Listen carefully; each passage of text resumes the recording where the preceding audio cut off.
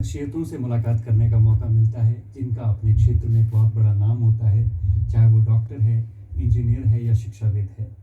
उन लोगों के अनुभवों से हम अपने जीवन की परिपाटी बनाते हैं, अपने संघर्ष को आगे बढ़ाते हैं।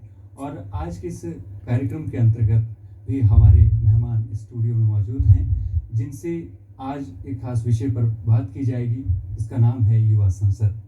तो आज हमारे साथ हैं अंग्रेजी विषय के प्रवक्ता दिलीप सिंह वर्मा जी। नमस्कार। आपका कार्यक्रम में स्वागत है। नमस्कार। जैसे कि युवा संसद की बात की जाती है, भारतीय संसद के बारे में सभी जानते हैं कि उसमें किस तरह की परिपाटी रहती है, लेकिन आपसे जानना चाहेंगे कि ये आखिर युवा संसद है क्या? देखिए जी, जैसे कि हमें मालूम है कि हमारा कंट्री, हमारा देश दुनिया का सबसे बड़ा एक डेमोक्रेटिक कंट्री है। जी। तो ये मिनिस्ट्री ऑफ पार्लियामेंट अफेयर्स और directorate of higher education Shimla की तरफ से एक इस कार्यक्रम को एक बहुत ज़्यादा एक बेनिफिशियल बनाने के लिए उनकी कोलैबोरेशन से जी। युवा संसद, जिसे यूथ पार्लियामेंट के नाम से पुकारते हैं, तो ये प्रतियोगिता, इस कंपटीशन का आयोजन किया जाता है। तो जगदीश जी, मैं समझता हूँ कि एक बड़ा बेनिफिशियल है, क्योंकि ये स्कूल लेवल पे, कॉलेज लेवल पे, साथ यूनिवर्सिटी लेवल पे इसका आयोजन किया जाता है। और इसमें बच्चों की जो छुपी हुई जो प्रतिभा है, उसको किस तरीके से अपने विचार रखने हैं, उसमें वो एक बहुत बड़ा एक मौका मिलता है। तो क्योंकि मैं समझता हूँ कि आज का जो ये बच्चा है, कल का एक बड़ा नेता है। एक जो जिज्ञासा की बात है जी, जहाँ तक भारतीय संसद की बात हुई और अब युवा संसद की बात हो रही है जी, कि इसकी कार्यवाही कैसे रहती होगी, प्रस्तुतिकरण किस तरह से रखा जी। जाता है?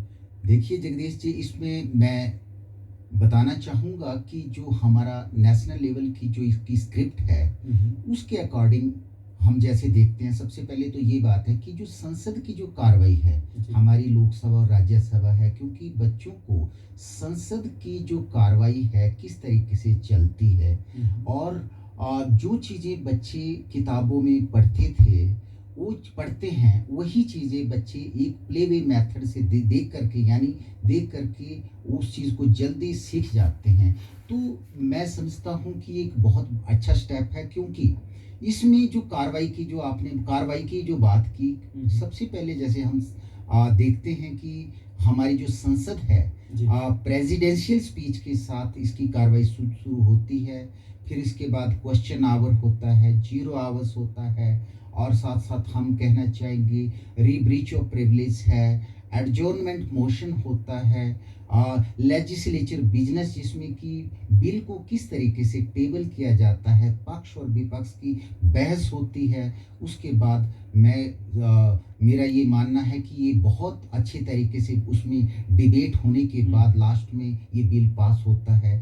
तो मैं जगदीश जी कहना चाहूँगा कि जो स्कूल लेवल पे जो हमारा शिक्षा विभाग ने जिस तरीके से डायरेक्शन दी है हमें, कि किस तरीके से स्कूल लेवल पे इसका ऑर्गेनाइज किया जाता है, जरूरी नहीं जो हमारा वहाँ पर जो कार्रवाई होती है उसी उन्हीं मुद्दों पे हम डिस्कस करें। हम देखो कि आज हम सभी जानते हैं कि देश के सामने बहुत बड़ी सामाजिक बुराइयां हैं। हमारे जो युवा हैं, हमारे यूथ है, जैसे कि ड्रग एडिक्शन बहुत बड़ी समस्या है, ब्रेन ड्रेन, कि हमारे इंटेलेक्चुअल है, इंटेलेक्चुअल लोग यहाँ से माइग्रेट होकर के दूसरी कंट्री में जाते हैं। उसमें भी हम कई बार टॉपिक उस तरीके से टॉपिक रख देते हैं कि डिबेट करवाते हैं बच्चों से कि किस तरीके से हम अपने युवा को एक इंटेलेक्चुअल, एक जीनियस लोग को रोकें। इसके बाद मैं कहना चाहूँगा कि जो जुवेनाइल डेलिक्वेंसी है, कि आज हम ये मानते हैं कि जो एक एडल्ट होने से पहले बच्चा कई बहुत जघन्य अपराध करता है। तो ये जुवेनाइल डेलिक्वेंसी में किस तरीके क्या वजह है, कैसे रोका जा सकता है, ये चीजें। हाँ जी, बच्चों का सर्वांगीण विकास करना हमारा मुख्य। लेकिन खासतौर पे ऐसे कौन कौन से मुद्दे हैं जिनको विशेषतः छुआ जाता है और जिनके प्रति बच्चों को सचेत किया जाता है? ठीक है, जैसे कि मैंने पहले बताया जगदीश जी कि इसमें सर हम ज़्यादा से ज़्यादा जैसे कि हम अपनी बच्चों को ज़्यादा से ज़्यादा कैसे ऑलराउंड उनके डेवलपमेंट कर सकें, और साथ साथ उनकी जो सामाजिक बुराइयां, जो जिस परिवेश में सामाजिक बुराइयों में कहीं वो बच्चा संलिप्त पाया जाता है, तो उसको किस तरीके से उसको बाहर निकाला जाए। हम जैसे बात की कि ब्रेन ड्रेन हमने बात की, हमने जैसे बात की कि इस तरीके से जैसे कि जुवेनाइल डेलिक्वेंसी है, ड्रग एडिक्शन है, स्टूडेंट में अनरेस्ट है, बच्चा बेचैनी महसूस करता है। मतलब ये विभिन्न विषयों को यस, छुआ जाता हाँ है। जी, कि लेकिन कैसे निजात पाया जा तो सकता है, इसका ये यूथ कार्यकाल पार्लियामेंट। कितना रहता है, किस टाइम के अंतर्गत इसको सबमिट करना होता हाँ, है, किस तरह से प्रारूप बनता है, वो जरा ये ठीक है।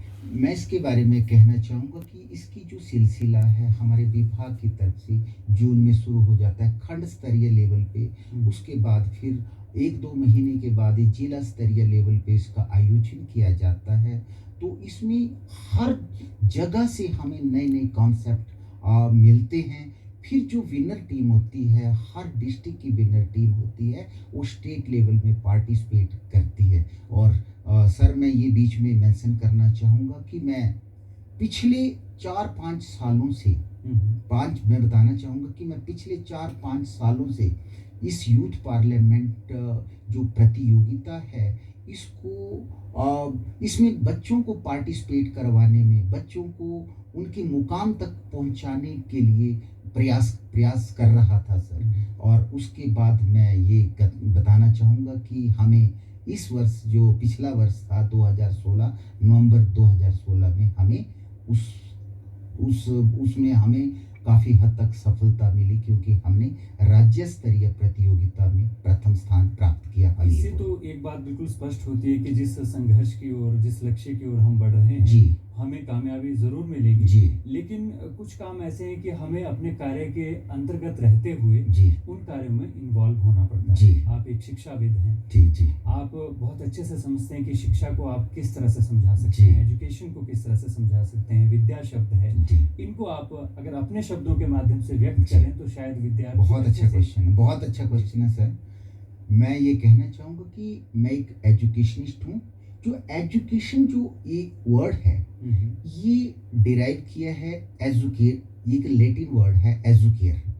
इसका जो लिटरेरी मायने है, means bringing up physically and mentally, means बच्चे को